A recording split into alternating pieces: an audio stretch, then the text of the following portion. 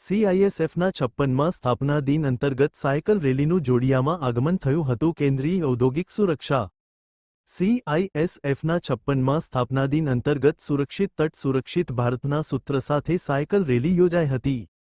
આ રેલી જોડિયા ખાતે લક્ષ્મીપરામાં આવેલ પટેલ સમાજે આવી પહોંચેલ હતી ને આ સાયકલ રેલીનું ધામધૂમથી સ્વાગત કરેલ હતું અને તેમના ઓફિસ ડેપ્યુટી કમાન્ડર તથા આસિસ્ટન્ટ કમાન્ડરનું પણ સ્વાગત કરવામાં આવેલ હતું.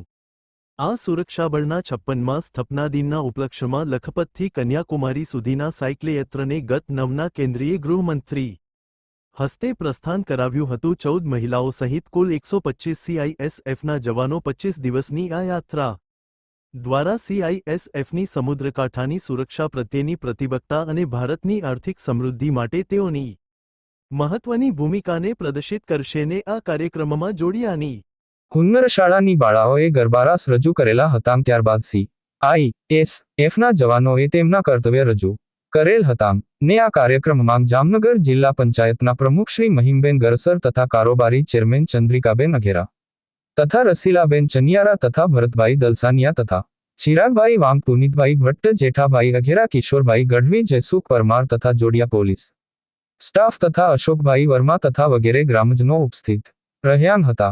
रिपोर्ट परेश अनकट जोड़िया। प्यारे बच्चों,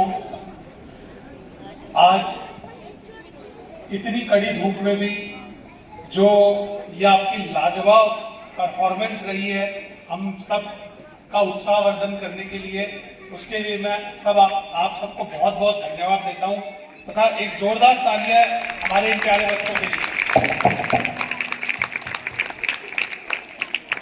आपका मैं यही ईश्वर से प्रार्थना करता हूँ कि आपका जोश सदा इसी तरह बना रहे और आप सदा इसी तरह खुश रहे।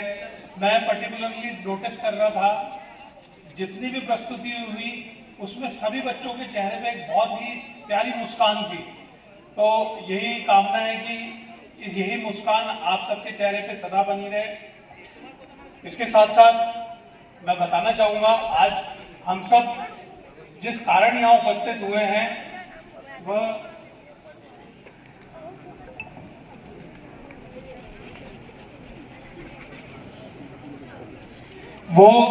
कारण है कि हमारी एक साइकिल रैली जिसका मकसद है सुरक्षित तट समृद्ध भारत।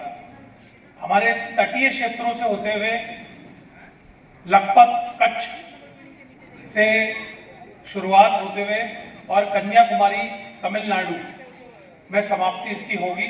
25 दिन की साइकिल रैली है तथा इस रैली का मकसद है हम सब, खासकर जितने बच्चे हमारे यहाँ बैठे हुए हैं, उनमें एक अवेयरनेस लाना, एक जानकारी लेके आना कि हमारे तटों की सुरक्षा किस प्रकार से की जाए। तटीय क्षेत्रों में अगर कोई किसी भी प्रकार की कोई अपराध या कोई ऐसा ड्रग्स संबंधित कोई घटना घट रही है तो तुरंत उसकी जानकारी हमारे police, BSF, navy, coast guard, इन सबको तुरंत उसकी जानकारी दी जाए तथा आप सबको यह अवेयरनेस फैलाना कि हमारे तटों की सुरक्षा अगर हम सुनिश्चित करेंगे तो हमारा देश सुरक्षित रहेगा। और